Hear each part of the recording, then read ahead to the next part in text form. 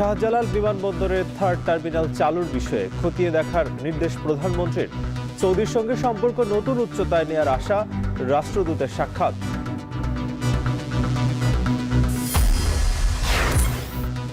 পুলিশের উচ্চ পর্যায়ে রদবদল হবে, জানালেন স্বরাষ্ট্রমন্ত্রী।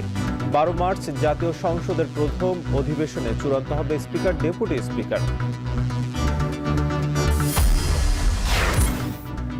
পদত্যাগপত্র দিলেন ঢাবি উপাচার্য। শিক্ষা খাতে দুর্নীতি চলবে না, মতবিনিময়ে মন্ত্রী প্রতিমন্ত্রী। চতুর্থ শ্রেণী থেকে খেলাধুলা বাধ্যতামূলক করার ঘোষণা। সংসদে কোণঠাসার রাজনীতিবিদ সহ অন্যান্য পেশাজীবীরা। রাজস্ব আহরণে অন্যতম চ্যালেঞ্জ হতে পারেন সংখ্যাগরিষ্ঠ ব্যবসায়ী সংসদ সদস্যরা। এবং উত্তরায় চেতনানাশক দিয়ে গৃহকর্ত্রী হত্যায় গৃহকর্মী বিলকিস গ্রেপ্তার। ব্রাহ্মণবাড়িয়ায় বালুতলায় গ্রামবাসীর বাধা, গুলিবিদ্ধ 5।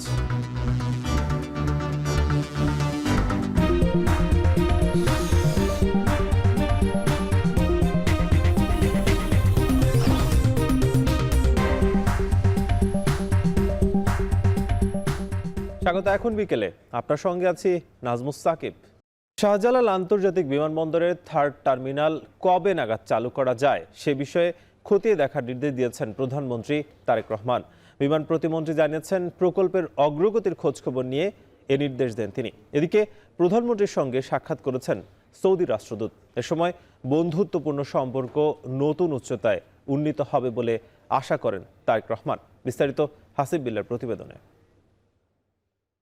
সরকার গঠনের পর একের পর এক আন্তঃমন্ত্রণালয় সভা করছেন প্রধানমন্ত্রী তারেক রহমান। সেটিরই ধারাবাহিকতায় হযরত শাহজালাল আন্তর্জাতিক বিমানবন্দরের থার্ড টার্মিনাল নিয়ে রোববার সচিবালয়ে বৈঠক অনুষ্ঠিত হয়। প্রধানমন্ত্রীর সভাপতিত্বে অনুষ্ঠিত ওই বৈঠকে থার্ড টার্মিনাল চালুর বিষয়ে খতিয়ে দেখার নির্দেশ দেওয়া হয়েছে। কবে নাগাদ এটা তো বলা যাবে না, এটা এখন আজকে আলাপ আলোচনা হলো, ইনভেস্টিগেশন হবে, কিভাবে এটাকে আমরা তাড়াতাড়ি করতে পারি সেটা নিয়ে কাজ চলছে। এখন নির্দিষ্ট কোনো টাইম দেওয়া যাবে না। আমাদের মাননীয় প্রধানমন্ত্রী চেষ্টা করছে এটাকে যাতে সামনে চালু করা যায় সে ব্যাপারে উনি চেষ্টা করছে। পরে কয়েকটি মন্ত্রণালয়ের মন্ত্রী ও রাজনৈতিক উপদেষ্টাদের সাথে বৈঠক করেন প্রধানমন্ত্রী। বৈঠক শেষে স্বরাষ্ট্রমন্ত্রী বলেন, আগামী 12 মার্চ জাতীয় সংসদের প্রথম অধিবেশন বসবে। এই অধিবেশনেই স্পিকার ও ডেপুটি স্পিকার নির্বাচন করা হবে। ভাষণ দেবেন রাষ্ট্রপতি মোহাম্মদ শাহাবুদ্দিন। প্রধানমন্ত্রীর পরামর্শ ক্রমেই সংসদ অধিবেশন আহ্বান করবেন রাষ্ট্রপতি। সেটা নির্ধারণ হয়েছে 12 তারিখে মার্চের। সেই অধিবেশনে স্পিকার, ডেপুটি স্পিকার নির্বাচিত হবে এবং ইন্টারিম গভর্নমেন্টের আমলে যে সমস্ত অধ্যাদেশ প্রণয়ন করা হয়েছে সেগুলো উপস্থাপন করা হবে, সুপ্রস্তাব হবে প্রথা মাফিক এবং রাষ্ট্রপতির ভাষণ হবে। এ সময় পুলিশের উচ্চ পর্যায়ে কিছু রদবদল হবে বলেও জানান স্বরাষ্ট্রমন্ত্রী। আমি এটা খোঁজ নিতে বলেছি, তদন্ত করে আমাদেরকে রিপোর্ট সাবমিট করতে বলেছি। যদি সেরকম কিছু হয় এটা আমরা এই সমস্ত বিষয়ে কঠোর ব্যবস্থা নেব। এর আগে প্রধানমন্ত্রী তারেক রহমানের সঙ্গে বৈঠক করেন সৌদি রাষ্ট্রদূত ডক্টর আবদুল্লাহ জাফর এইচ বিন আবিয়া। সৌদি সরকারের পক্ষ থেকে বাংলাদেশকে সব ধরনের সহযোগিতা অব্যাহত রাখার আশ্বাস দেন সৌদি রাষ্ট্রদূত। বাংলাদেশ সৌদি আরবের বন্ধুত্বপূর্ণ সম্পর্ক ভবিষ্যতে নতুন উচ্চতায় উন্নীত হবে বলেও আশা করেন প্রধানমন্ত্রী। হাসিব বিল্লাহ, এখন ঢাকা। শিক্ষা খাতে কোনো দুর্নীতি হবে না এবং কাউকে দুর্নীতি করতে দেয়া হবে না বলে সাফ জানালেন শিক্ষামন্ত্রী আ.ন.ম এহসানুল হক মিলন এবং প্রতিমন্ত্রী ববি হাজ্জাজ। তারা বলেন, শিক্ষকদের দাবি দাওয়া নিয়ে আর রাজপথে নামতে হবে না। 3 ক্যাটাগরির শিক্ষা ব্যবস্থাকে এক কাঠামোতে আনার পরিকল্পনার কথাও জানান প্রতিমন্ত্রী। এদিকে দিনের শুরুতে শিক্ষামন্ত্রীর কাছে পদত্যাগপত্র জমা দিয়েছেন ঢাকা বিশ্ববিদ্যালয়ের উপাচার্য।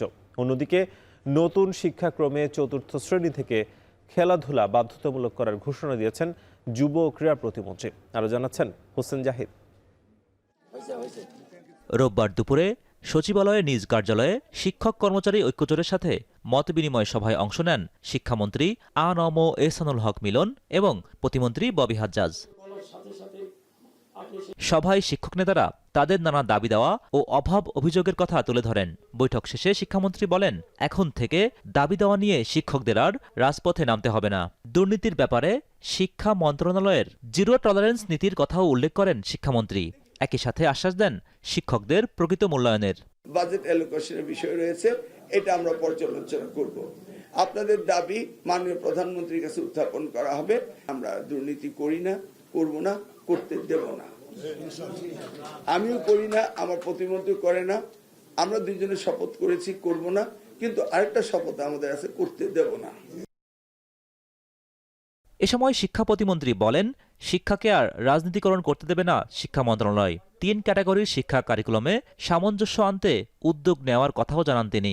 প্রথম একটা জিনিস আমরা একদম সবসময় নজরে রাখবো, করাপশন ফ্রি আমাদের এডুকেশন ব্যবস্থা। আমরা স্বৈরাচারী আমলে দেখেছি, যেটা আজকে আপনারাও আপনাদের বক্তব্যে বলেছেন, যে ধরে ধরে স্কুল কলেজ থেকে শুরু করে প্রত্যেকটা অধিদপ্তর, প্রত্যেকটা বোর্ড, প্রত্যেকটা জায়গায় চাপরাশি পর্যন্ত পলিটিসাইজড হয়েছে। এইটা আমরা আর হইতে দিব না। এদিন সকালে শিক্ষামন্ত্রীর মাধ্যমে রাষ্ট্রপতি বরাবর পদত্যাগপত্র জমা দেন ঢাকা বিশ্ববিদ্যালয়ের উপাচার্য অধ্যাপক ডক্টর নিয়াজ আহমদ খান।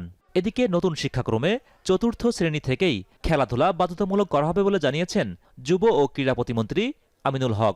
আগামীর বাংলাদেশে আমরা জাতীয় যে শিক্ষাক্রম আমাদের 4র্থ শ্রেণী থেকে আমরা আমাদের খেলাধুলাকে বাধ্যতামূলক করতে চাই, এবং সেই বিষয়গুলো নিয়ে আমাদের সংশ্লিষ্ট মন্ত্রণালয়, শিক্ষা মন্ত্রণালয়ের সাথে কথা বলে, শিক্ষামন্ত্রী প্রতিমন্ত্রীর সাথে কথা বলে আমরা সেটা নিশ্চিত করব ইনশাআল্লাহ। এনএসসিতে ক্রীড়া সাংবাদিকদের সঙ্গে বৈঠক শেষে প্রতিমন্ত্রী আরও জানান, দেশের সব উপজেলায় ক্রীড়া কর্মকর্তা নিয়োগ দেবে মন্ত্রণালয়। সেই শুরুটা আমরা করতে চাই। হোসেন জাহিদ, এখন ঢাকা। একটা সময় জাতীয় সংসদে আইনজীবী সহ বিভিন্ন পেশার মানুষের ভারসাম্য থাকলেও এখন তা ব্যবসায়ীদের দখলে। ক্রমে কোণঠাসা হয়ে পড়ছেন প্রকৃত রাজনীতিবিদরা। দেশের প্রয়োজনে এই প্রবণতা থেকে বেরিয়ে আসার পরামর্শ অর্থনীতিবিদদের। সংকট উত্তরণে দরকার শক্তিশালী উপদেষ্টা পরিষদ গঠন। নাইম কামালের প্রতিবেদন। দিন যত যাচ্ছে ততই ভারসাম্য হারাচ্ছে জাতীয় সংসদ, যার পূর্ণ দখল নিতে যেন মরিয়া হয়ে উঠেছেন ব্যবসায়ীরা। অতীতের সংসদের দিকে তাকালে তার একটা স্পষ্ট বার্তা পাওয়া যায়। এবারের নির্বাচনেও এর ব্যতিক্রম হয়নি খুব একটা। তথ্য বলছে, স্বাধীনতার পর 1973 সালে অনুষ্ঠিত প্রথম জাতীয় সংসদ নির্বাচনে জয়ী প্রার্থীর 18% ছিলেন ব্যবসায়ী। এরপর 1991 সালে সংসদে সেই সংখ্যা দাঁড়ায় দ্বিগুণেরও বেশি। তখন পর্যন্ত সংসদে রাজনীতিবিদ, আইনজীবী সহ বিভিন্ন পেশার মানুষের একটা ভারসাম্য থাকলেও সময় যত গড়িয়েছে ততই এই সংখ্যা বেড়েছে। সবশেষ ত্রয়োদশ সংসদ নির্বাচনে জয়ী হয়েছেন 59%-এর বেশি ব্যবসায়ী। এর মধ্যে বিএনপির 209 জনের মধ্যে ব্যবসায়ী রয়েছেন 145 জন, যা দলের মোট জয়ী প্রার্থীর 69%। জামায়াতের 68 জনের মধ্যে ব্যবসায়কে পেশা হিসেবে দেখিয়েছেন 20 জন, যা দলের মোট জয়ী প্রার্থীর 29%। এনসিপির 6 জনের মধ্যে 2 জন এবং স্বতন্ত্রদের মধ্যে নির্বাচিত হয়েছেন 9 ব্যবসায়ী। দেশের অর্থনীতির এই ক্রান্তি লগ্নে ব্যবসায়ী নির্ভর সংসদের সংকট থেকে উত্তরণে খুব একটা সুযোগ নেই বলে মনে করছেন অর্থনীতিবিদরা। এই অর্থনীতি বিশ্লেষক বলছেন, রাজস্ব আহরণে প্রধানতম চ্যালেঞ্জই হবেন ব্যবসায়ী সাংসদরা। যে দেশে রাজস্ব আয় কম, যে দেশে কর জিডিপি অনুপাত কম, সে দেশে যদি আইন প্রণেতা ব্যবসায়ীরা আইন প্রণয়ন করে, তাহলে তো রাজস্ব আয় বাড়ার সম্ভাবনা আমি দেখছি না। কারণ ব্যবসায়ীরা চাইবে কর অব্যাহতি। বর্তমান সরকারের সব থেকে বড় চ্যালেঞ্জ যে ব্যবসায়ীদেরকে দাবি দেওয়া উপেক্ষা করে, ব্যবসায়ীদের চাওয়াকে উপেক্ষা করে ট্যাক্স জিডিপি রেশিও বাড়ানো, কর অব্যাহতি কমানো। কারণ বারবার কর অব্যাহতি দেওয়া বাংলাদেশের অর্থনীতির পক্ষে আর সম্ভব না। একই কথা বলছেন ঢাকা বিশ্ববিদ্যালয়ের এই অধ্যাপক। একই সাথে সংকট থেকে সাময়িক মুক্তি পেতে শক্তিশালী উপদেষ্টা পরিষদ গঠনের পরামর্শ তার। বাংলাদেশের অর্থনীতি বড় হয়েছে, বিশ্বের মধ্যে 30-35তম অর্থনীতির দেশ। অতএব সেই ক্ষেত্রে এই বোর্ডটা কিভাবে গঠন করা যায়, সেই জায়গায় অর্থনীতির যে কোনো ধরনের রাষ্ট্রের এই বড় ধরনের সিদ্ধান্তগুলো আলোচনা করে যদি প্রধানমন্ত্রী মহোদয়কে দেন, তাহলে কিন্তু সেই জায়গাগুলো আরও সুন্দর হয়। ব্যবসায়ী হোক আর রাজনীতিবিদ, সংসদ হবে জনতার, এমনটি প্রত্যাশা সাধারণ মানুষের। নতুন এ সংসদের প্রায় 60% ব্যবসায়ী সাংসদ, যেমন চ্যালেঞ্জের তেমনি সম্ভাবনার। তাদের ব্যবসায়িক অভিজ্ঞতাকে কাজে লাগিয়ে রাজস্ব কাঠামো সহজ, স্বচ্ছ এবং বিনিয়োগ বান্ধব করা গেলে আয় বাড়ানো সম্ভব। তবে বিশেষজ্ঞরা বলছেন, স্বার্থের সংঘাত এড়িয়ে ন্যায়সঙ্গত করনীতি ও কঠোর বাস্তবায়ন করা না গেলে লক্ষ্য পূরণ হবে কঠিন। এখন দেখার বিষয়, ব্যবসায়ীরা নিজেদের স্বার্থকে পাশে রেখে রাষ্ট্রের স্বার্থকে কতটা গুরুত্ব দেবেন। নাইম কামাল, এখন, ঢাকা। পররাষ্ট্রমন্ত্রীর সঙ্গে দেখা করেছেন ভারতীয় হাই কমিশনার এবং চীনের রাষ্ট্রদূত। সেখানে আছেন সহকর্মী সুলতানা স্বর্ণা, যুক্ত হব তার সঙ্গে। স্বর্ণা, জানতে চাই যে কি কি বিষয়ে আজ আলোচনা হয়েছে এবং চীনের রাষ্ট্রদূত এরই মধ্যে যেহেতু ব্রিফ করেছেন, কি বললেন তিনি? সাকিব, প্রথমত নতুন সরকার এবং গঠনের পর কিন্তু মন্ত্রী এবং প্রতিমন্ত্রী পর্যায়ে এখন পর্যন্ত রাষ্ট্রদূতরা সাক্ষাৎ করছেন এবং সেই সৌজন্য সাক্ষাতের অংশ হিসেবেই কিন্তু আজ সকালে সৌদির যিনি রাষ্ট্রদূত রয়েছেন তিনি এসেছিলেন এবং সাক্ষাৎ করে গেছেন মন্ত্রী এবং প্রতিমন্ত্রীর সাথে। এবং তার পাশাপাশি কিন্তু কিছুক্ষণ আগে চীনের পররাষ্ট্র মন্ত্রণালয়ের পক্ষ থেকে, অর্থাৎ চীনের রাষ্ট্রদূত যিনি আসছেন ইয়াওমেন, তিনি এসেছিলেন এবং বাংলাদেশের পররাষ্ট্র প্রতিমন্ত্রী শামা ওবায়েদ এবং তার পাশাপাশি কিন্তু খলিলুর রহমান মন্ত্রীর সাথে কিন্তু তিনি সাক্ষাৎ করেছেন। এবং সেই সাক্ষাতে কিন্তু কয়েকটি জিনিস উঠে এসেছে। প্রথমত, চীন এবং দক্ষিণ এশিয়ার সম্পর্কের সাথে তৃতীয় কোনো দেশের হস্তক্ষেপ চায় না চীন, এমনটা কাম্য নয়, এমন একটি স্পষ্ট বার্তা কিন্তু চীনের পক্ষ থেকে দেওয়া হয়েছে। এবং তার সাথে কিন্তু আরও একটি জিনিস খুব সুস্পষ্ট করেই বলা হয়েছে যে তিস্তা প্রকল্প নিয়ে চীন যে কোনো মুহূর্তে কাজ করার জন্য কিন্তু প্রস্তুত, তবে সেক্ষেত্রে বাংলাদেশের প্রাধান্যটি কিন্তু, অর্থাৎ বাংলাদেশ যেটি চায় সেটি কিন্তু বেশি গুরুত্ব পাবে বলে কিন্তু চীনের রাষ্ট্রদূত কিছুক্ষণ আগে আমাদেরকে জানিয়েছেন। তবে এক্ষেত্রে আরেকটি জিনিস কিন্তু বলে রাখতেই হয়, চীন এবং বাংলাদেশের যে সম্পর্ক, সেই সম্পর্ক নিয়ে কিন্তু আমরা যখন প্রশ্ন করেছিলাম গণমাধ্যম কর্মীরা, তখন কিন্তু তিনি বলেছেন যে চীন এবং বাংলাদেশের যে সম্পর্ক, সেই সম্পর্ক শুরু হয়েছিল প্রেসিডেন্ট জিয়াউর রহমানের হাত ধরে এবং সেটি উন্নত হয়েছে বেগম খালেদা জিয়ার হাত ধরে এবং সেই সম্পর্কটি নতুন একটি উচ্চতায় নিয়ে যাবেন আসছে দিনে তারেক রহমান, এমনটাই কিন্তু প্রত্যাশা করা হয়েছে চীনের পক্ষ থেকে। তবে সেক্ষেত্রে একটি জিনিস জানিয়ে রাখতে চাই, কিছুক্ষণ আগে কিন্তু ভারতের রাষ্ট্রদূত প্রণয় ভার্মা এসেছেন এবং বর্তমানে কিন্তু বৈঠক চলছে। এবং বাংলাদেশ এবং ভারতের এই বৈঠকের পর আমরা কিন্তু জানি যে পাকিস্তানের পক্ষ থেকেও কিন্তু রাষ্ট্রদূত এখানে আসবেন এবং একটি বৈঠক করবেন বলে কিন্তু আমাদেরকে জানানো হয়েছে। সাকিব, রমজানের শুরুতে জমে উঠেছে ইফতার বাজার। দুপুরের পর থেকে বিভিন্ন এলাকায় বাহার ইফতারের পসরা সাজিয়ে বসেন বিক্রেতারা। ইফতার বাজার নিয়ে জানাতে রাজধানীর বেইলি রোড থেকে যুক্ত হচ্ছেন ফরহাদ বিন নূর, এছাড়া বরিশালের বগুড়া রোড থেকে অমিত হাসান এবং রাজশাহীর সাহেব বাজার থেকে যুক্ত হচ্ছেন মারুফ হাসান। শুরুতে যেতে চাই ফরহাদের কাছে। ফরহাদ, জানাবেন যে কেমন জমেছে ইফতার বাজার এবং কি তথ্য আছে আপনার কাছে?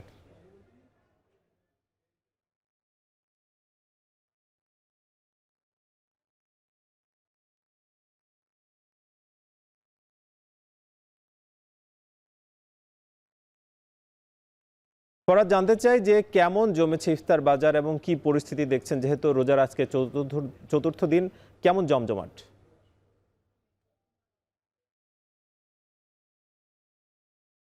বেইলি রোডে যেখানে রয়েছে, এখানে দেখছি যে রোজার শুরুর দিন থেকেই মূলত এখানকার যে ইফতারের যে দোকানগুলো রয়েছে, মূলত প্রতি বছর এখানে একটা জমজমাট অবস্থা থাকে। আজকে রোজার চতুর্থ দিন আমরা কিন্তু একই রকম অবস্থা দেখছি। একটু আমরা দেখানোর চেষ্টা করব। আমরা এখানে দেখছি যে বিভিন্ন দোকানি যারা রয়েছেন তারা কিন্তু হাক ডাক দিয়ে ক্রেতাদেরকে ডাকছেন এবং আমরা দেখছি এখানে ইফতারের যে বাজার, এখানে বিভিন্ন রকমের বাজার রয়েছে, যেগুলো পেঁয়াজু, ছোলা, বেগুনি, জিলাপি, এগুলোর সঙ্গে আমরা দেখছি যে হালিম রয়েছে, ফালুদা রয়েছে, এছাড়া দেশি ছানা মশলা রয়েছে, চিকেন ভুনা, বুমার special chicken, tandoori chicken, Kashmiri থাই ফ্রাইড চিকেন, এরকম নানা রকম নামের কিন্তু বাহারি নামের এখানে ইফতার রয়েছে। আমরা দেখছি বিশেষ করে এখানে মুরগির বিভিন্ন রকমের আইটেমই আসলে এখানে সবচেয়ে বেশি রয়েছে। আমরা যদি বলি যে গ্রিল রয়েছে, বারবিকিউ চিকেন, আচারি কাবাব, চিকেন বাটি কাবাব, চিকেন টিক্কা কাবাব, চিকেন টেংরি কাবাব, থাই ফ্রাইড চিকেন, তো এরকম নানা রকমের এখানে কিন্তু ইফতার আমরা দেখছি। এবং ক্রেতাদের সঙ্গে আমরা কথা বলেছি, ক্রেতারা বলছেন যে যারা ইফতার কিনতে আসছেন, আমরা মূলত দুপুরের পর থেকেই এখানে যারা সাধারণ মানুষ যারা ইফতার কিনতে আসছেন তারা কিন্তু এখানে ভিড় করেন এবং তাদের কাছে আমরা যতটুকু জেনেছি তারা বলছেন যে তুলনামূলক কখনো কখনো কিছু কিছু ইফতারের তারা একটু বেশি দাম চাইছেন। তবে আমরা যারা বিক্রেতা রয়েছেন, ব্যবসায়ীরা রয়েছেন, তাদের সঙ্গে কথা বলছি। ব্যবসায়ীরা বলছেন যে এখানে মূলত যে ধরনের বেচা বিক্রি হচ্ছে এবং যেহেতু চাহিদা অনেক বেশি রয়েছে, তো সব মিলিয়ে তারা চেষ্টা করছেন যে ক্রেতাদের হাতের নাগালে সব রকমের ইফতার যেন রাখা যায়, সেই চেষ্টাটা কিন্তু তারা করছেন। তো পুরো রমজান জুড়েই আসলে এখানে বেইলি রোডের যে ইফতারের দোকানগুলো রয়েছে এগুলো জমজমাট থাকে এবং ব্যবসায়ীরা প্রত্যাশা করছেন যে এই রমজানে পুরো রমজান জুড়ে শেষ রমজান পর্যন্ত এখানে সেই ইফতারের বাজার জমজমাট থাকবে। তো এই ছিল সাকিব আমার কাছে সবশেষ তথ্য। বেইলি রোডের পর এবার আমরা যেতে চাই বরিশালের বগুড়া রোডে আছেন অমিত হাসান। অমিত, কেমন দেখছেন ইফতার বাজারের পরিস্থিতি, কি তথ্য আছে? একটু জানিয়ে রাখি সাকিব যে রমজানের শুরুতেই এবার বরিশালের যে ইফতার বাজার সেটি কিন্তু জমে উঠেছে। বরিশালের বিভিন্ন রেস্টুরেন্টগুলোর যে ইফতার বাজার রয়েছে সেগুলোতে আমরা দুপুরের পর থেকেই দেখছি যে জনসাধারণের ভিড় রয়েছে, যারা রোজাদার রয়েছেন তারা এসে তাদের পছন্দের যে পণ্যগুলো রয়েছে সেগুলো কিনে নিয়ে যাচ্ছেন। এবং বরিশাল নগরের বগুড়া রোডে এই মুহূর্তে আমরা রয়েছি। এই মুহূর্তে যদি চিত্র দেখাই তাহলে দেখবেন যে বরিশালের রোডের এই যে নাজেমস রেস্তোরাঁটি রয়েছে, এখানে মূলত বিরিয়ানি, হালিম এবং ফিরনির জন্য বেশ পরিচিত এই রেস্টুরেন্টটি। সেখানে কিন্তু এবছর দেখা যাচ্ছে যে হালিম, মুরগির মোসাল্লাম, খাসির রান, গরুর কালো ভুনা, শাহি জর্দা, তেহেরি, মোরগ পোলাও সব কিছুই কিন্তু এখানে বিক্রি করছে এবং গত বছরের তুলনায় দামটি মিল রেখেই কিন্তু এবছর তারা বিক্রি করছেন বলে আমাদেরকে জানিয়েছিলেন। ক্রেতারা দুপুরের পর থেকেই কিন্তু বরিশালের বিভিন্ন রেস্তোরাঁগুলোর যে ইফতার বাজার রয়েছে সেখানে গিয়ে ভিড় করছেন এবং তাদের পছন্দের পণ্যগুলো কিনছেন। এবং এই মুহূর্তেও দেখছেন যে এই দোকানটিতেও কিন্তু ভিড় রয়েছে এবং ক্রেতারা আসছে তাদের পছন্দের জিনিসপত্র কিনে নিয়েছেন। এবং এই যে রেস্তোরাঁগুলো রয়েছে সেখানে যাতে স্বাস্থ্যসম্মত উপায়ে খাবার পরিবেশন করা হয় কিংবা খাবার বিক্রি করা হয় সেজন্য কিন্তু ভোক্তা অধিকার অধিদপ্তরের পক্ষ থেকে আমরা দেখেছি যে বিগত দিনগুলোতে তারা তাদের যে অভিযান সেটি পরিচালনা করছেন যাতে সব ধরনের স্বাস্থ্যসম্মতভাবেই তারা খাবার পরিবেশন করতে থাকে। এবং এই মুহূর্তে যে জায়গাটি দেখাচ্ছি এটি মূলত এখান থেকেই বিরিয়ানি এবং তেহেরি এবং যে হালিমের যে জায়গাটি সেখানে এই জায়গাটা থেকে বিক্রি হয় এবং এই জায়গাটাতেই ভিড় দেখেই আসলে বোঝা যাচ্ছে যে এখান থেকে আসলে কতটা পরিচিতি পায় তারা এই হালিমের জায়গাটিতে। এবং এই রেস্টুরেন্টটা যেহেতু এই জায়গাটিতেই পরিচিতই পাচ্ছে এবং এজন্যই কিন্তু তারা আসলে এই জায়গাটিতে আসে এবং এই ধরনের খাবার এখান থেকে কিনে নিয়ে যায়। তো বরিশালের ইফতার বাজার থেকে এই ছিল আমার কাছে সবশেষ। বরিশালের পর এবার আমরা যেতে চাই রাজশাহীতে সাহেব বাজারে আছেন মারুফ হাসান। মারুফ, জানাবেন যে কেমন জমজমাট ইফতার বাজার, কি দেখছেন?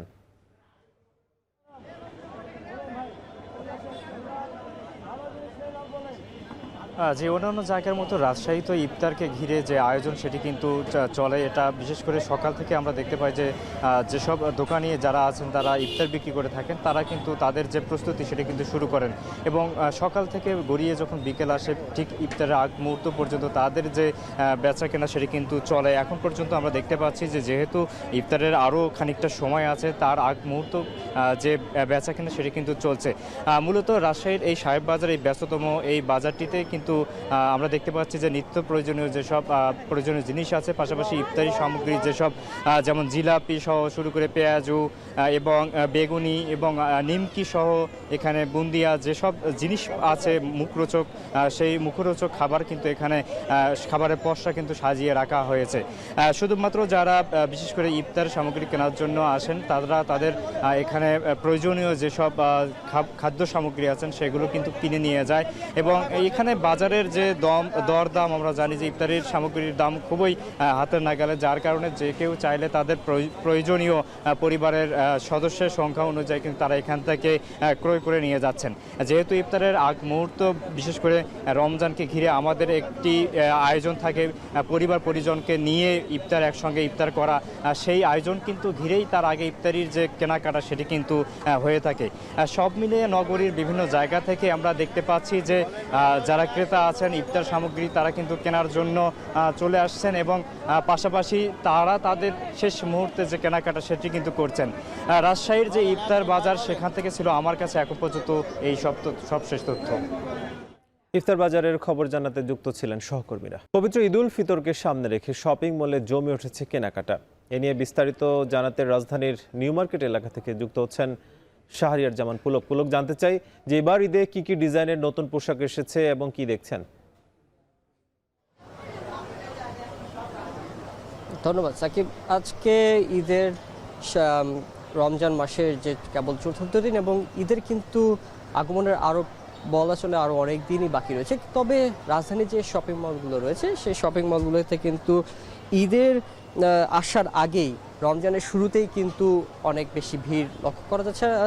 বিক্রেতারা যারা আছেন তারা বলছেন যে যারা মূলত পাকিস্তানি ড্রেস বা একটু ট্রেডিশনাল ড্রেসের দিকে যারা আছেন তারা মূলত আজ এই প্রথম দিকে কিন্তু এই যে ঈদের যে শপিংয়ের ঝামেলাটি তারা সেরে ফেলছেন। তারা বলছেন, ক্রেতারা যারা রয়েছেন তাদের সাথে কথা বলেছে, তারা বলছেন যে ঈদের শেষ মুহূর্তে একটি ভিড় থাকে প্রতিটা শপিং কমপ্লেক্সে এবং অনেক আসলে যে সেগমেন্টগুলো থাকে সেই সেগমেন্টগুলো অনেক সময় স্টক আউট হয়ে যায়, যার ফলে যারা প্রথম দিকেই আসছেন তারা বলছেন যে ভালো মানের কাপড় বা ভালো মানের একটু পোশাক যাতে পাওয়া যায় সেই জন্যই তারা প্রথম দিকে এসে এই দোকানগুলোতে ভিড় জমাচ্ছে। এদিকে বিক্রেতারা যারা রয়েছেন তারা বলছেন এবারের দামটি একটু তুলনামূলক গতবারের যে ঈদগুলো রয়েছে তার থেকে একটু বেশি চড়া রয়েছে, কারণ এবারের ডলার রেট গত বছরের তুলনায় এবারের ডলার রেটটা একটু কিছুটা বেড়েছে, যার ফলে ইম্পোর্টেড যে ড্রেসগুলো সেই ড্রেসগুলোতে কিন্তু আসলে দাম কিছুটা বৃদ্ধি পেয়েছে। তারা বলছেন যে এবারের যে কালেকশনগুলো সেই কালেকশনগুলোর মধ্যে সবচেয়ে বেশি প্রাধান্য পাচ্ছে পাকিস্তানি ড্রেস। পাকিস্তানি ড্রেসগুলো মূলত এবার চাহিদা বেশি সবচেয়ে, এবং এই ড্রেসগুলো মূলত বাই ইয়ারে এগুলো ইম্পোর্ট করে নিয়ে আসতে হয়, যার ফলে এবার কোনো ড্রেসই কিন্তু যে পাকিস্তানি ড্রেসগুলো রয়েছে সেগুলো কোনোগুলোই 6,000 বা 4,000-এর, যেগুলো ভালো মানের আর কি, সেগুলো 6,000 বা 4,000-এর নিচে পাওয়া যাচ্ছে না। এমনিতে অন্যান্য সার্বিকভাবে যদি বলি তাহলে ছেলেদের পোশাকের ক্ষেত্রে পাঞ্জাবিও কিন্তু তারা রাখছেন, কিন্তু যারা মূলত এবার টেইলার্সে দিবেন বা ছাট কাপড় বা থান কাপড় যারা কিনছেন তারা মূলত টেইলার্সে দেবেন একটু আগেই, যার ফলে এখন বর্তমানে তারা একটু আগেই তারা শপিং করছেন। তো এই ছিল মূলত আমার কাছে রাজধানী নিউ মার্কেট থেকে সর্বশেষ। রাজধানীর উত্তরায় খাবার পানিতে চেতনানাশক দিয়ে গৃহকর্ত্রী আয়েশা আক্তার হত্যাকাণ্ডের রহস্য উন্মোচন করেছে পুলিশ। পাশের ভবনের সিসিটিভি ফুটেজ বিশ্লেষণ করে গৃহকর্মী বিলকিসকে গ্রেপ্তার করেছে পিবিআই। বৃহস্পতিবার গাজীপুর থেকে তাকে আটক করা হয়। বিস্তারিত প্রতিবেদনে।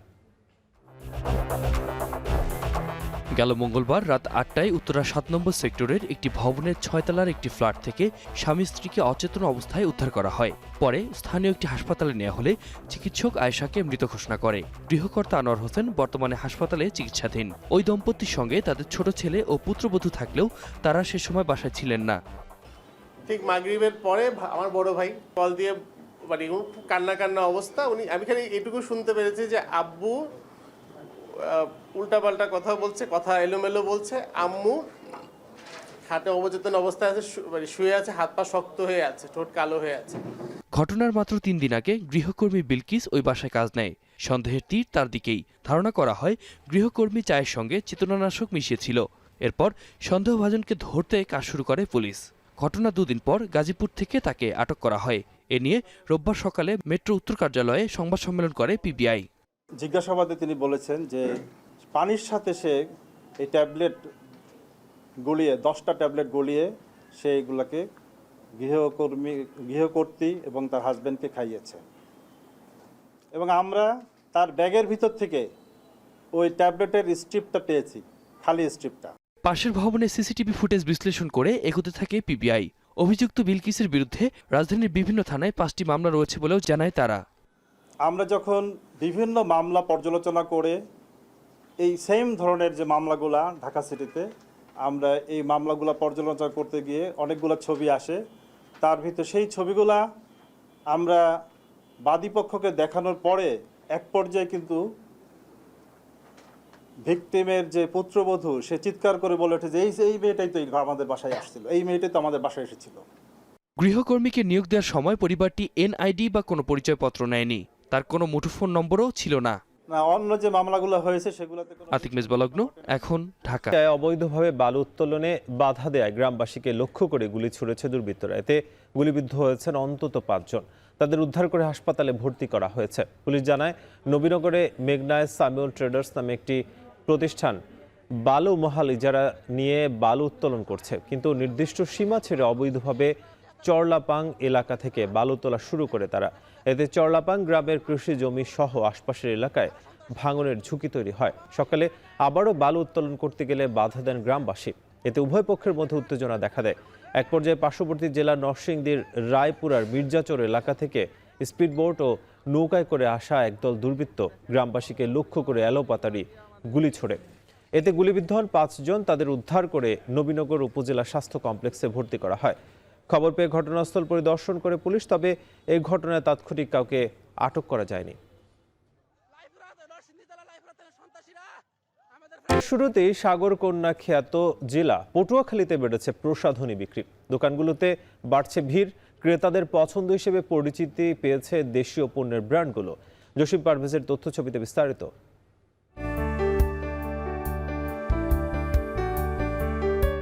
তিন ৩,২২১ বর্গ কিলোমিটার আয়তনের পটুয়াখালী জেলা আধুনিক শহরে পরিণত হয়েছে।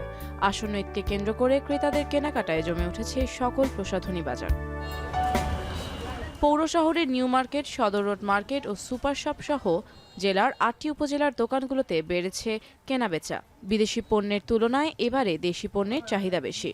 ছোটবেলা থেকে যখন ব্যবহার করছি, ছোটবেলা থেকে মমতাজের জিনিসগুলো ব্যবহার করি। দেশীয় পণ্য দুই হচ্ছে গুণগুণ ভালো। আমার পরিচিত যারা আছে তারা সবাই এটাকে সাজেস্ট করছে যে মমতাজের প্রোডাক্টটা ভালো। ব্যবসায়ীরা বলছেন ঈদকে কেন্দ্র করে মেহেদি, লিপস্টিক, ফেস ওয়াশ সহ সব ধরনের প্রসাধনী সাশ্রয়ী দাম ও মান ভালো থাকায় বাড়ছে বিক্রি। সব প্রোডাক্টই বেসিক্যালি খুব ভালো। তার ভিতরে আপনার ফেস ওয়াশ, মেহেদি, তারপরে স্ক্রাব। মমতাজের প্রোডাক্ট দেশি হিসেবে খুব ভালো চলে। সবাই মোটামুটি অনেক আস্থা নিয়েই প্রোডাক্টটা ক্রয় করে। দেশীয় প্রসাধন সামগ্রীর গুণগত মান ধরে রাখলে এর চাহিদা আরও বৃদ্ধি পাবে বলে জানান সংশ্লিষ্টরা।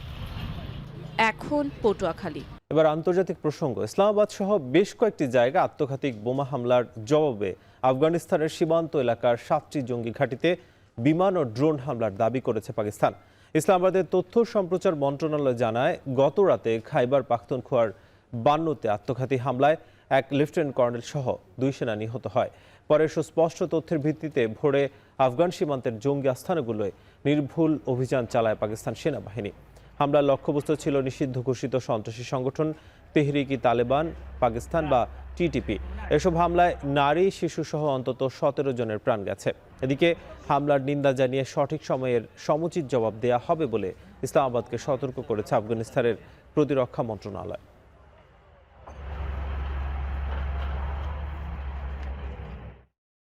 শেষ করছি এখন বিকেল। এখন টেলিভিশন ওয়েবসাইটে দেখতে ভিজিট করুন এখন.টিভি। এছাড়া ফেসবুকে যুক্ত হতে পারেন facebook.com/tv.এখন। ইউটিউবে দেখতে পারেন youtube.com/c/এখন TV।